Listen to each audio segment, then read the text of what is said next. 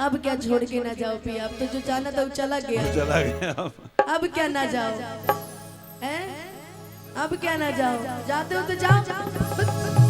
कि फिर भी गा देते हैं मुन्ना भैया की मेरी फरमाइश है, लेकिन अब तो छोड़ के चला गया, अब क्या फायदा।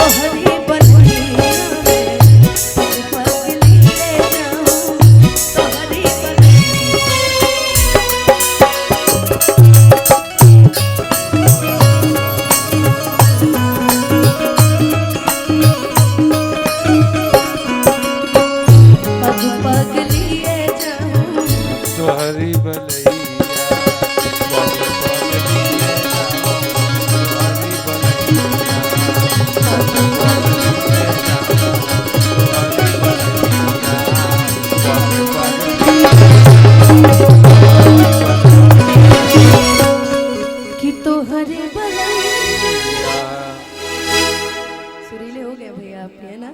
अच्छा कि हम देखी ले रोजे,